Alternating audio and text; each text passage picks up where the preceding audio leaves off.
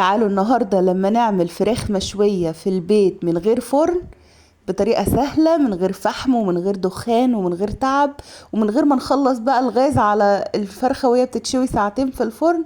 هنعملها بطريقة سهلة وبسيطة، مش هتاخد مننا اكتر من نص ساعة، بتتبيلة صيفية كده حلوة وجميلة. تنفع بقى ناخدها معانا في مصيف، تنفع ناخدها معانا في رحلة، طالعين رحلة يوم واحد كده نعمل الفراخ بالطريقة دي وناخدها معانا. انا عن نفسي على طول في المصيف او في اي خروجة بعملها بالطريقة دي، وبتكون سهلة وحلوة وخفيفة، وكمان بتستحمل انها تتشال معايا في الحر في علبة كده واخدها معايا على البحر او في اي مكان. سهلة وبسيطة ومش بتاخد اي وقت، والتتبيلة بتاعتها بسيطة جدا ومش بتضيع طعم الفراخ، والفراخ ما بتاخدش اي وقت في السوى. في الاول صلوا على النبي كتير واعملوا لايك للفيديو واشتراك في القناة لو لسه مش مشتركين. انا اسمي خالته هند. هجيب الخلاط، هحط فيه 3 فصوص من الثوم، حبايتين من الطماطم صغيرين، بصلاية متوسطة، عود من الخضرة، وكده 4 معالق من الخل. وهحط كمان البهارات، ملح وفلفل اسود، بابريكا، توم بودرة، بصل بودرة، رشة صغيرة من الشطة، سكر، هحط وكمان كزبرة. هحطهم بقى كله على بعضه كده في الخلاط، وهحط لهم كمان حوالي كده ربع كوباية صغيرة من الزيت. صلوا على النبي كتير. كله في الخلاط مع بعضه كده. خلاص. هحط بقى الزيت اللي تحبوه، عايزين تحطوا زيت زيتون ماشي، عايزين تحطوا زيت ذرة ماشي، اللي تحبوه واللي موجود متوفر عندكم.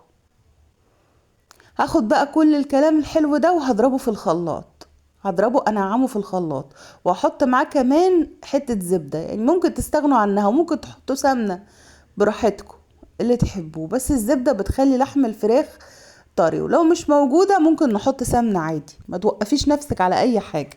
فاهمين يا خالته هنا. بصوا التتبيلة ناعمة ازاي. على فكرة الصوص اللي هينزل من الفراخ ده انتوا حرفيا هتتخانقوا عليه. طبعا الفراخ مغسولة زي ما احنا كلنا عارفين، ومعمول فيها فتحات كده مشققاها من كل ناحية، من الصدر ومن الورك، عاملة فيها فتحات في كل حتة. انزل عليها التتبيلة بقى وهقعد ادعك فيها بالتتبيلة كده من تحت ومن فوق، وادخل التتبيلة في الفراخ كلها. صلوا على النبي عليه افضل الصلاة والسلام. هتحطي حاجة تانية يا خالته هند؟ لا خالص، مش هحط اي حاجة. هدعكها كويس كده بالتتبيلة وهسيبها بقى في التلاجة مثلا نص ساعة ولا حاجة، يعني مش اقل من نص ساعة. شايفين سهلة ازاي؟ ولا من بالليل بقى ولا من اي حاجة.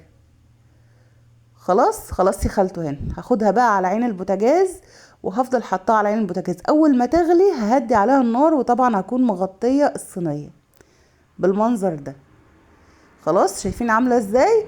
طبعا كل شوية هاخد بالفرشة من الصوص اللي نازل تحت ده واحط على وش الفراخ، اسقسقها كده، اسقيها ماشي. وقبل ما ادخلها تحت الشواية، بعد خلاص ما استوت بقى هدخلها تحت الشواية. قبل ما ادخلها تحت الشواية هاخد برضو من الصوص ده واسقيها كده من على الوش. شايفين لونها؟ والله هتتخانقوا على الصوص اللي نازل منها ده. تحفة، وطعمها جميل وحلوة وسهلة، وريحتها بقى ما اقولكوش. حابين تعملوا لها فحماية وتشوها بالزيت، مفيش مشكلة، بس انا حسيت الجو حر والدنيا مش مستحملة يعني فحم وريحة فحم.